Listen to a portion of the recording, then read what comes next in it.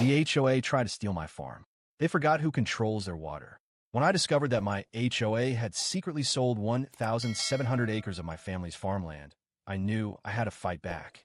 But instead of just going to court, I decided to remind them of one crucial I control their water supply. The HOA's first move of the morning was perfect for planting clear skies and a light breeze. I was on my tractor before sunrise, just like my grandfather had taught me. That's when my phone wouldn't stop buzzing. When I finally checked my messages, I nearly choked on my sandwich. 10 missed calls from neighbors, 3 voicemails from my cousin, and 1 email from the HOA violation notice. I opened it. They claimed my tractor noise violated their peaceful enjoyment and that my chicken coops created offensive odors that affected property values. They gave me 48 hours to shut down all farming operations or face a $200 per day fine. I laughed out loud, but they had no authority over my land. The HOA president showed up the next morning. I was greeted by the sound of a car door slamming. A woman in a crisp white pantsuit marched across my front yard, clipboard in hand, flanked by 2 HOA board members. Ms. Walker? She called. I'm Deborah Williams, president of Oak Ridge Estates. HOA. We need to discuss your violations. I crossed my arms. There's nothing to discuss. Your HOA has no jurisdiction over my land. Deborah smiled, but it didn't reach her eyes. Actually, according to the county zoning board, your agricultural exemption expired last year. That means your land is now subject to HOA regulations. That caught me off guard. My property tax bills hadn't changed. My family has farmed this land for over 100 years, I said. No HOA can suddenly claim authority over it. Her smile turned cold. Times change, Ms. Walker. We have standards now. She handed me a cease and desist order. Then they walked away. But I wasn't about to back down. Something was off. I called my cousin Tom, who lived in Oak Ridge Estates and served on the town council. They've been planning this for months, he warned. Deborah's been having private meetings with developers. She's changing meeting minutes after they're approved. That night, I did some digging through county records, and that's when I found it. My agricultural exemption was still valid for another 5 years. Deborah had lied. For the next week, I ignored their letters and fines. Then came the noise complaints to the sheriff. Mike, look, said Sheriff Davis, an old high school friend. I knew this was ridiculous, but they were filing complaints every single day. They had even started a petition to classify my farm as a public nuisance. Dave, I said, my family has been feeding this county for generations. What's really going on? He hesitated. I shouldn't tell you this, but the HOA is pushing for a massive development project, and it involves your land. That's when I saw them. Strangers in suits, walking my eastern fields, taking pictures and measurements. I jumped in my truck and drove straight toward them. The shocking discovery, can I help you? I called out. You're trespassing. A tall man in a designer's suit turned. I'm James Miller with Westview Development Corporation. We're surveying the land for planning purposes. I frowned. Planning for what? This is my farm. Miller looked confused. According to our paperwork, Westview purchased 1,700 acres from Oak Ridge Estates 3 weeks ago. Construction begins next month. My heart stopped. That's impossible. I never sold my land. He showed me official documents, survey maps with county stamps, and a signature that looked exactly like mine. But I never signed anything. I raced home and pulled out my property deeds from a safe. Everything looked fine, but something wasn't right. I called the county recorder's office. Sir, there's an ownership division filing from 6 weeks ago, the clerk said. According to our records, 1,700 acres were transferred to Oak Ridge Estates Community Trust. You only own 300 acres now. My hand shook. That's impossible. I never signed any transfer. Sir, the documents have your signature. Do you want me to email you copies? When I opened the file, I stared at my own forged signature. That's when I saw her. Deborah, sitting in her luxury SUV parked at the edge of my property, watching me. When she saw me looking, she smiled and waved. I had less than a month before the bulldozers arrived. And that's when I remembered one very important thing. Who controls their water supply? The water rights play. My grandfather had signed an agreement in 1943 allowing the county to build a reservoir on our land. At the time, it seemed like a good deal. The government needed a reservoir to supply nearby communities, and my grandfather, a practical man, saw an opportunity. In exchange, he ensured that our family would have full control over the distribution of water from the reservoir. Not a single drop could be diverted without our authorization, and any changes would require our signature. That little detail was ignored by the real estate developers and the homeowners association when they forged my signature and stole my land. I tried to fight back, took it to court, gathered evidence, but the battle had been decided before it even began. My lawyer told me the process could take years, and even with proof of forgery, I was up against multi-billion-dollar corporations and corrupt politicians. In the end, everything got bogged down in bureaucracy, and before I could stop it, the developers had already begun preparing the land for construction. I had no choice. I lost my farm. The machines came. They tore down the barns, ripped out the fences, leveled the fields my family had farmed for generations. The place where I grew up, where I learned to drive a tractor with my grandfather, became a massive construction site, full of cranes and cement trucks. I watched it all without reacting. I didn't protest, didn't throw myself in front of bulldozers, didn't make speeches about corporate greed. I just waited. I waited for years. The project moved forward. The land that once fed the region became one of the largest real estate developments in the state. Luxury condominiums, shopping centers, office buildings, private parks. They wanted to turn my family's old farm into an urban paradise, a symbol of modernity and prosperity. Investors poured millions into the project. Politicians went on TV, talking about the new city within a city. The real estate market was booming. The construction companies rushed to erect skyscrapers and high-end housing for future buyers. And me? I kept waiting. Every building that went up, every newly paved street, every artificial park built, all of it strengthened my plan. The developers, the politicians, the investors, they all thought they had won. They thought they had beaten me, erased me, built over my history. But there was one thing none of them realized. They built relying on my water. All those thousands of homes, the luxury condos, the shopping centers, the restaurants, the private clubs, everything depended on the reservoir built on my old farm. And that reservoir still belonged to me. The agreement my grandfather signed was never revoked. When they stole my land, they only took the soil but not the water rights. And none of these developers had bothered to check that little detail. The buyers were excited. Pre-sales for the units began. Real estate agents displayed impressive models, promising a perfect, modern, sustainable city. TV commercials advertised it as the next hub of innovation and growth, a place where families could thrive. And that was exactly when I struck. The city was almost complete, but the houses still hadn't been sold. No one had moved in. No investors had gotten their money back. They were just about to close their first million-dollar deals, but they had no idea they were sitting on a ticking time bomb. One night, with all the contracts signed and the developments ready to open, I sent my official statement. The next morning, the headlines were everywhere. Mega development in crisis. Water supply compromised. New urban project built illegally on private water source. Investors warned. Without a deal, the new neighborhood could become a ghost town. At the construction company's offices, chaos broke out. The phones wouldn't stop ringing. Lawyers frantically combed through contracts. Executives sweated as they watched thousands of buyers cancel their reservations. And then, as I had expected, they called me for a meeting. This time, it wasn't just Deborah. Everyone was there. The heads of the construction firms, attorneys, investors, even the mayor.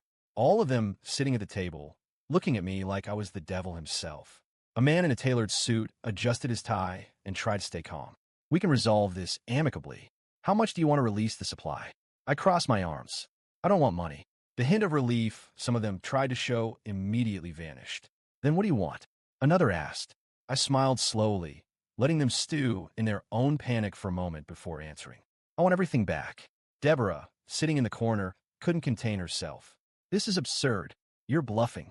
The government won't let a single man sabotage a project of this scale. I tilted my head slightly, remaining calm. Try me. But remember, you have beautiful buildings, luxury condos, parks, and shopping malls, but not a single drop of water. Some of the executives exchanged terrified glances. One of the lawyers tried to intervene. Perhaps we can renegotiate some conditions. But Deborah snapped at him, furious. Shut up. I chuckled. You have 48 hours to cancel the land sale and return everything to my name. After that, I start talking to the press and my lawyers. The meeting ended with no agreement, but I already knew I had one. In the following days, the media continued exposing the scandal. Investors pulled their money out. The construction companies went into crisis mode. Lawyers scrambled to find a legal way out, but there was nothing they could do without playing by my rules. Now, it was just a matter of waiting a little longer. I knew that soon, they would come back to me with a proposal they would have no choice but to accept. And when that happened, I would take back what was mine all along. I sat at the head of the conference table, watching the tense faces of the executives, lawyers, and investors. They were desperate. Some drummed their fingers on the table. Others frantically checked their phones, searching for a miracle escape from the disaster they were facing. But they all knew the truth.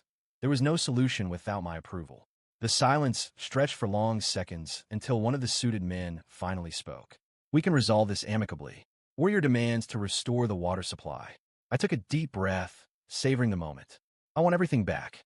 My farm, my land, every inch you stole from me. I want it all back in my name." The reaction was immediate. Murmurs, whispers, incredulous stares. And then Deborah, who had been silent until now, exploded. "That's impossible. You lost this land legally. It was bought and sold according to the law. You'll never get it back." I crossed my arms and stared directly at her. "Legally? You really want to use that word? Because last I checked, my signature was forged." Silence returned, but this time it was heavy and suffocating. No one could deny what I was saying. Before anyone could respond, my lawyer, a sharp-eyed man with graying hair, cleared his throat and leaned forward. "Mike, I need to speak with you. Privately. Now." I raised an eyebrow, annoyed at the interruption, but I nodded and followed him to a quiet corner of the room. As soon as the door closed behind us, he fixed me with a serious look. "You're making a mistake. If you insist on taking back the land, you could lose everything." Rage flared up instantly. "What? How can you say that? You know this land is mine. We have the proof." He sighed, crossing his arms. "Yes, we have proof. But that doesn't mean the fight will be easy. These corporations have the best lawyers in the country, political influence, and they'll drag this case through the courts for decades if they have to. Even if we prove the forgery, reclaiming the land will be an endless battle." I felt my fist clench. I had waited years for this moment. I wasn't about to let it slip away. "Then what do you suggest?" I growled. He studied me for a moment, then smirked slightly. "Instead of trying to take everything back, make them pay you to stay." I frowned. "What the hell do you mean?" "You now have something you never had before, Mike. Visibility. The public is watching this case. Investors are nervous. Politicians are panicking. For the first time, you have real power. Use it." I still didn't fully understand. He took a deep breath and continued. "Prove, beyond doubt, that your signature was forged. Make it a legally undeniable fact. If you do that, no one can argue that this land belongs to you. But instead of trying to take it back, turn it into your greatest investment. These companies have poured billions into this development. They can't just abandon it. If you charge them a lifetime lease for the land they stole, you'll become a multimillionaire. You don't need to own the buildings. You just need to make sure they always have to pay to use your land." I stared at him, feeling a mix of anger and fascination. "You want me to rent out my own land to the same people who stole it from me?" He smiled. "I want you to get richer than you ever imagined without lifting a finger. And once you do, they'll never be able to take anything from you again." The thought unsettled me. A part of me wanted revenge. I wanted to see this place burn, to see these companies go bankrupt, to see Deborah and the speculators lose everything. But another part knew my lawyer was right. If I demanded the land back, they would fight tooth and nail. But if I forced them to pay to stay, they'd have no choice but to comply. In the end, which victory would be sweeter? I returned to the conference room, still processing everything. Everyone's eyes were on me, waiting for my decision. I took a deep breath and sat down, meeting each of their gazes. "First things first, I want you all to know that I've already proven my signature was forged.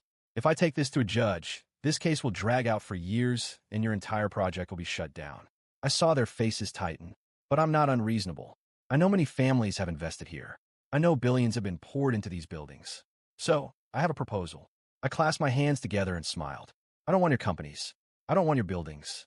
I want my name on the deed to this land, and I want a lifetime lease agreement. Every square foot of this place will officially be mine, and you'll pay to keep using what you stole. Every month, without exception, forever." The reaction was instant. One of the older investors slammed his fist on the table. "This is outright extortion." I tilted my head. "Oh, so now you care about theft? How interesting." Another lawyer tried to negotiate.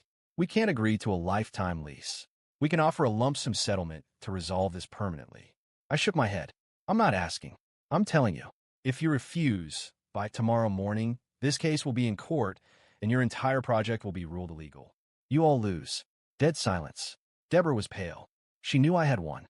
The lawyers whispered among themselves. The investors frantically checked their phones. I just waited. I knew they were trapped. Finally, One of the directors took a deep breath and spoke. "We need time to discuss this internally." I shrugged. "You have 24 hours. I stood up and walked out of the room, feeling the weight of victory settle on my shoulders. The game wasn't over yet, but I knew I had them cornered. They could argue, try to find loopholes, but in the end, they knew they had no escape. And when they came back with an answer, I would be waiting, ready to ensure that they paid for the rest of their lives for what they did. But something still nagged at me. Deborah. She had been too quiet, and I knew someone like her wouldn't go down without a fight. The following days were a game of patience. I knew they were desperate, but I also knew they would try anything to escape the trap they had fallen into. They needed to maintain appearances, pretend they still had some leverage, some hidden ace up their sleeve. But it was obvious to everyone that time was against them. As I waited for their final response, the media continued to exploit the scandal. Newspapers, TV channels, and investigative blogs dissected every detail of the case, from the forged signature to the corrupt maneuvers that had allowed them to steal my land. Experts debated whether the project could survive such a disaster, while economists warned that the financial collapse of the development was imminent if they didn't find an immediate solution.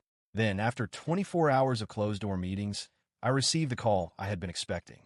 "We accept the terms," one of the investor's lawyers said. His voice was tense, as if every word was cutting into his dignity. "Good," I replied calmly.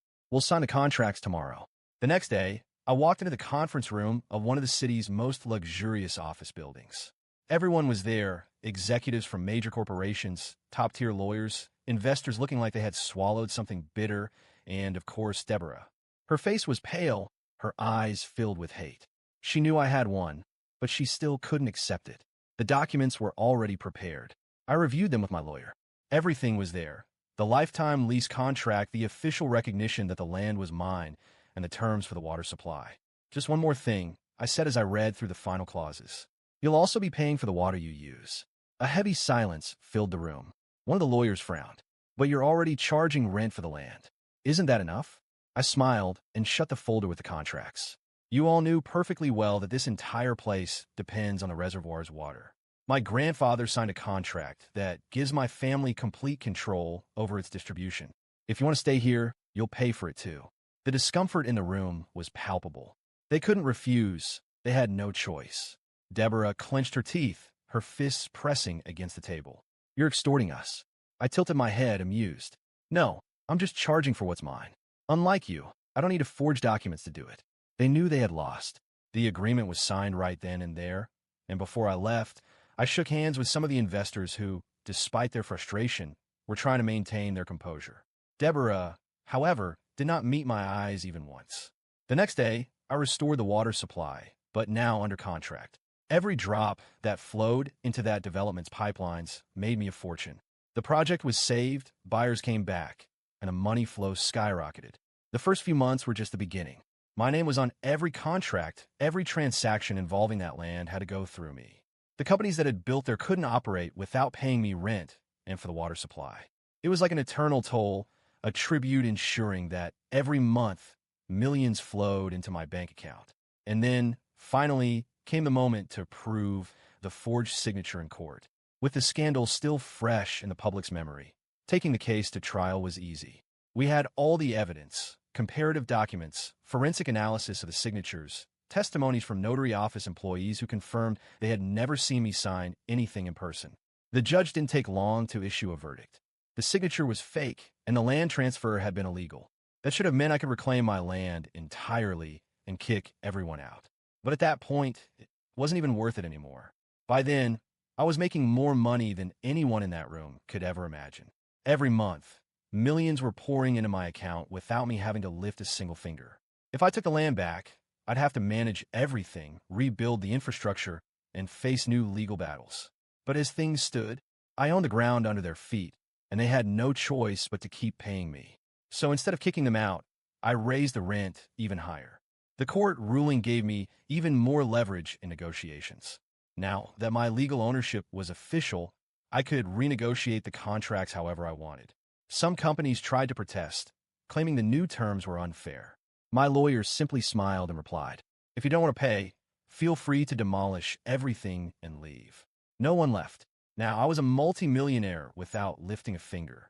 But I didn't stop there. With the absurd profits I was making, I diversified my investments.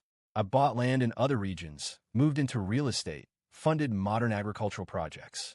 I went from being a farmer who had lost everything to a real estate and infrastructure mogul. The irony?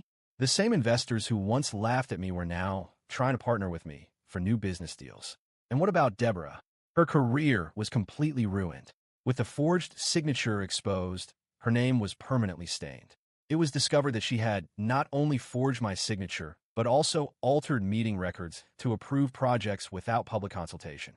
She was sued, lost all influence, and the investors discarded her without hesitation. But I knew she wasn't going to give up so easily. And I was right. Even after losing everything, after being removed from the project's board, she still tried to claw her way back. Through a few contacts, I learned that she was gathering a new group of investors to try and overturn my contracts.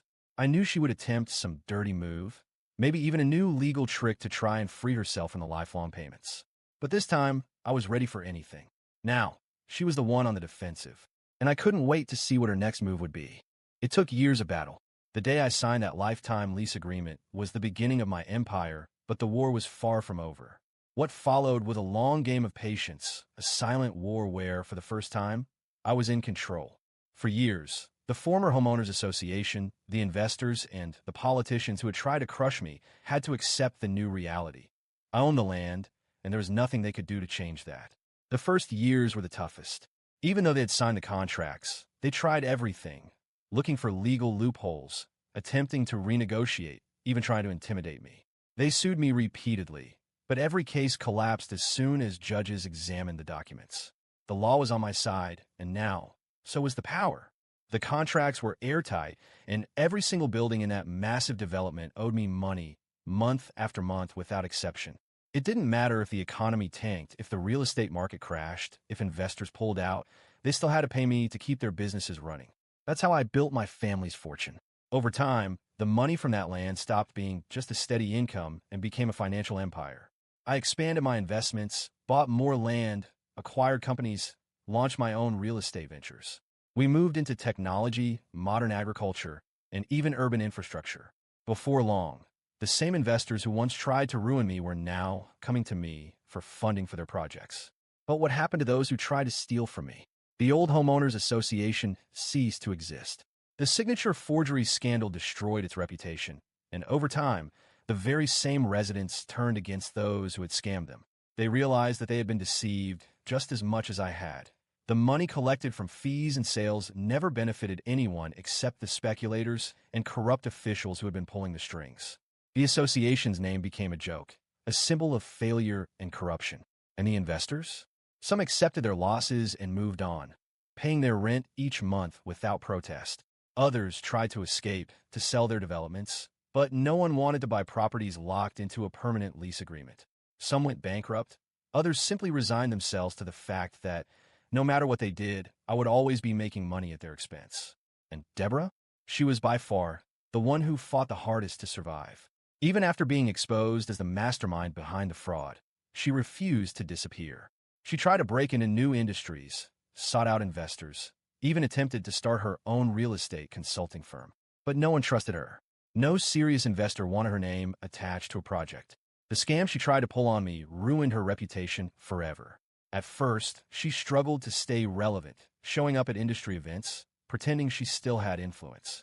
But as the years passed, fewer and fewer people wanted to do business with her. Her name became synonymous with fraud and financial disaster. Eventually, Deborah vanished from the spotlight. Today, I know that her life is nothing like she had envisioned for herself. She didn't go completely broke, but she's nowhere near the power she once had. She never ran another major development, never regained her influence, never commanded anything significant again. The last I heard, she had moved to a small town, trying to rebuild her life away from the scandals. No matter where she is now, she knows she lost. And me? My life changed forever. I went from being a farmer who almost lost everything to one of the most powerful investors in the region. My family now has a legacy that can never be erased. Everything we built came from what they had tried to steal, and in the end, we were the ones who emerged victorious. Today, my family owns an empire. My children and grandchildren will never have to fight the way I did, but they will always remember where it all started. They grew up knowing that everything we have today didn't come from luck or inheritance, but from years of battle to reclaim what was rightfully ours. And the best part? I never had to destroy anyone. They destroyed themselves. Those who try to crush me now have nothing, while I have everything that was mine by right and so much more. This was my revenge, and I enjoy it every single day.